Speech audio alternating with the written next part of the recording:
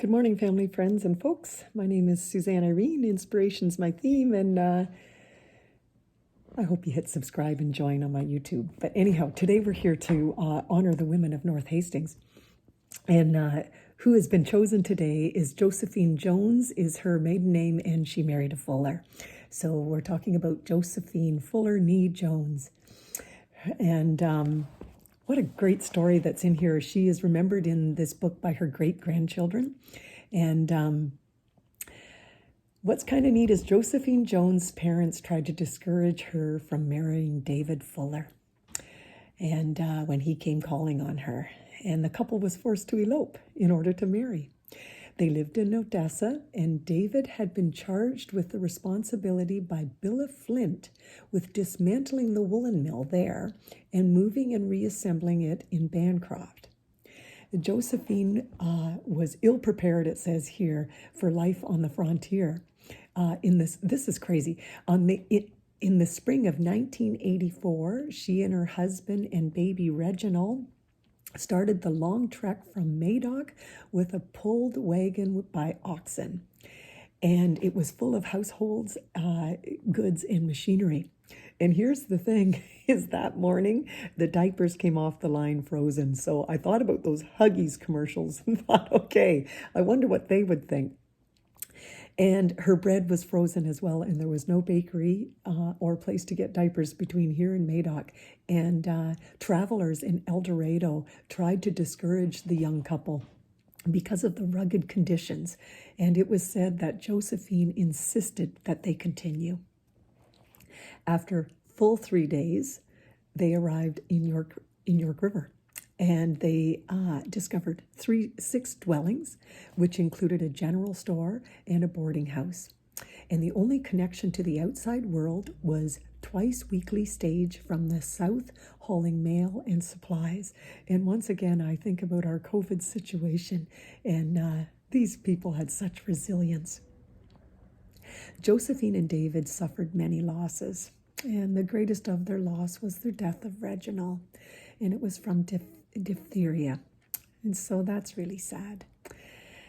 But also the mill burned several times.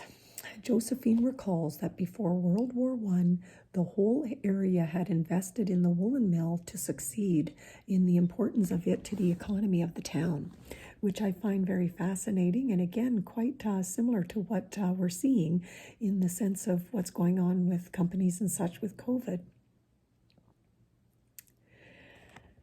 And it also says here that after one fire, which was in 1905, if you can believe this, a woman in town who had been saving sawn lumber to build their home donated it all to the woolen mill and to the Fullers to rebuild it. The Fullers, I found this awesome too, adopted their son Oswald. And I don't think there's anybody in town who doesn't know the name Oswald Fuller. When he was a little boy, Bertha Haas told the following story. The Fullers were living on Hastings Street in an apartment. Oh, please excuse me, I've missed a bit.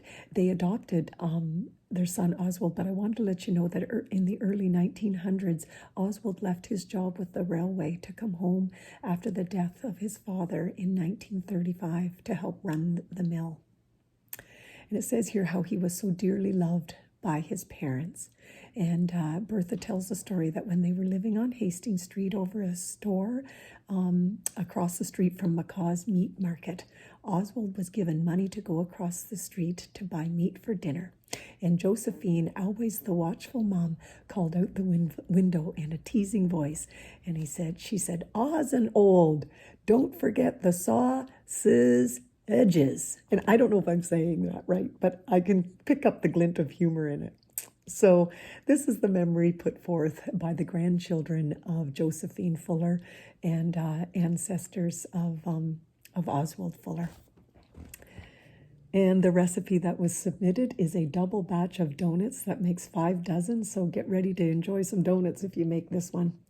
And that's what we put forth today. honoring the women of North Hastings, who without them we wouldn't have the community and beautiful belongings in this community of both people and conveniences and the way of life that we have without these pioneers that went into these rugged conditions and kept things going for us. So thank you to Josephine Fuller. And thank you to you for listening.